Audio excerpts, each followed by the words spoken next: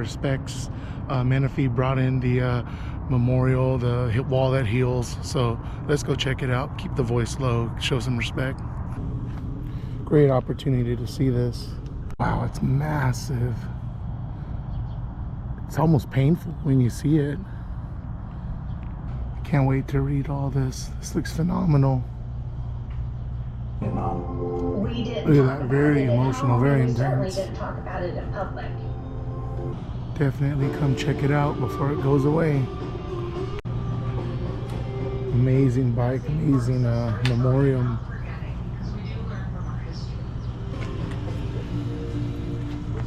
I'm going to try to be as respectful as possible.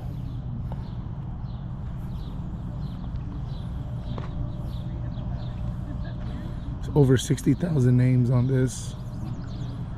However you feel about the war, these guys win anyways.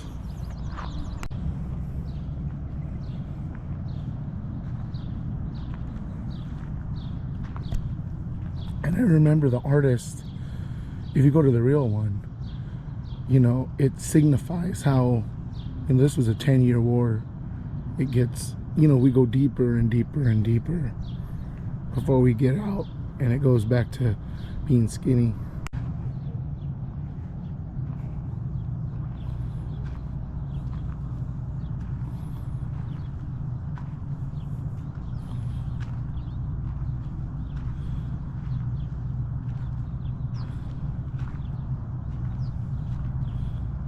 Wow.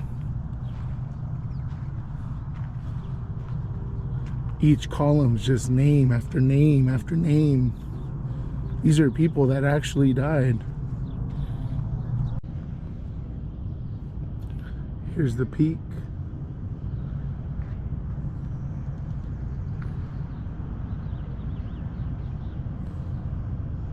Again, it's very humbling when you see the names as we go towards the end.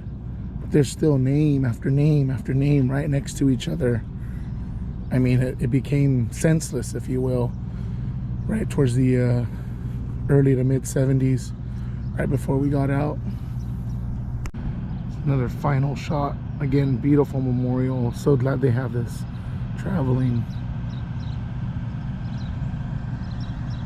Thank you again for chatting with me. Go ahead and just state your name, and most importantly, tell us about this, the wall that heals.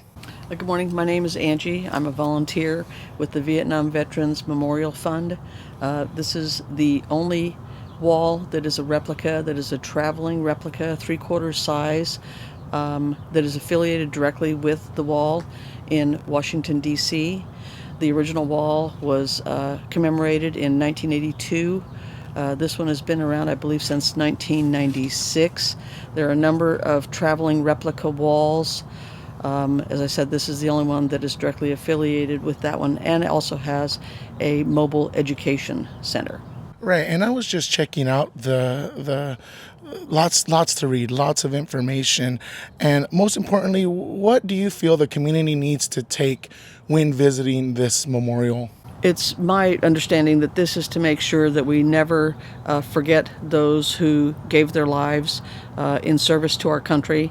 I think we've learned a lot of lessons in the way we treat our returning military, and lessons learned if you watch the displays on the Traveling Education Center. You see where veterans returning from, say, for example, Iraq and Afghanistan, they say that because you did not come back to a parade, I was able to come back to hugs and handshakes. So lessons learned, and we're trying to make every effort to make sure that we never forget those who lost their lives in service to this country.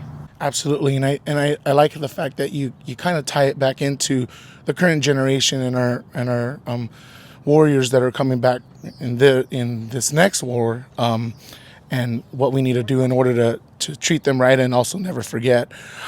Could you tell us about the artist's interpretation of the wall, how it starts in the beginning and then it gets high and then comes back low? So Maya Lin, her artistic rendition, she was a 21-year-old architectural student at Yale, one of 1,421 artist submissions. Her design, she said, was to make it look like a knife scathing through the earth, and that's actually what it looks like from above, because that's really basically what the war did to us at that time. It was a very divisive war, there's no doubt about that. Then the design, it starts with the names at the apex, and they move from panel E1 to E70, and then they circle back over to the far west side at W70 and come back and meet at W1. It was her intention that the lives that were lost beginning in 1959 would meet the lives that were lost in 1975, and those lives would meet again. Oh, wow. See, oh, amazing fact. And I hope that people listen to this and realize that there is a purpose to this memorial in the way it was designed. Last question, and you know, you don't have to get political or anything like that, but you know, what would you advise the upcoming youth and the upcoming generations for you know, reinstilling or realizing a sense of patriotism we have in our country? I would say that a lot has changed in the 50 or more years since the Vietnam War, and sometimes we get a little fickle, and we've a little bit short-sighted. What did we say? Those who forget history are doomed to repeat it. There's value here. This gives us an anchor. We need to remember these people whose lives are lost. Wars will never go away. It's always going to happen, but we need to learn some lessons, and we need to remember those people who gave their lives, and patriotism is still alive. I really appreciate your time. Thank you so much. So informative. They say you were the one to interview, so. Thank you so much. Here's their main memorial. 58,000 lives are missing. Here's the map of Vietnam.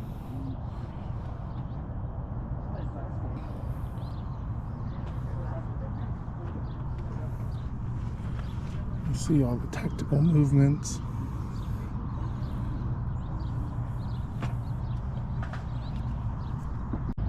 There's some stats and facts about the wall.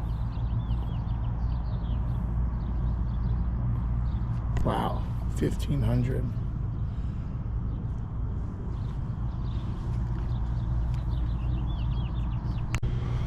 I don't think anyone can answer what it was like.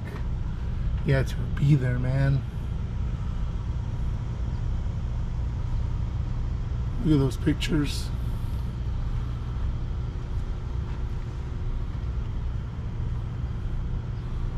Crazy. Look at that cassette player. Probably survived the jungles of halfway across the world. There's some people that served locally or in California.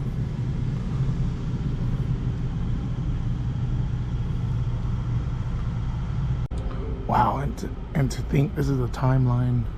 To think that things started in the 50s, but I forgot about, yeah, the French Indochina, right? We came in to help them, and then we got involved.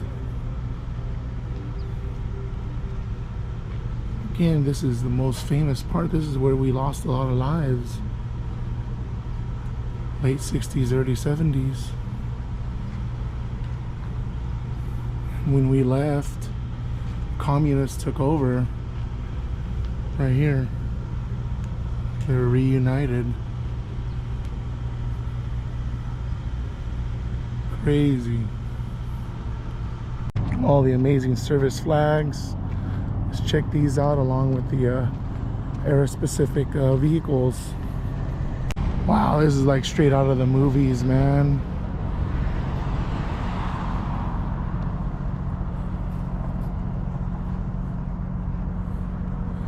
Crazy to think they'd be landing these things. Someone dying inside.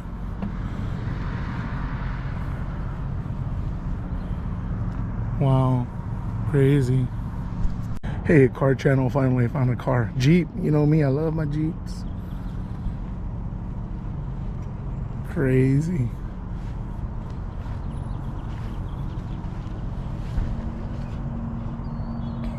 Oh, with a holster right there. That's pretty cool, man.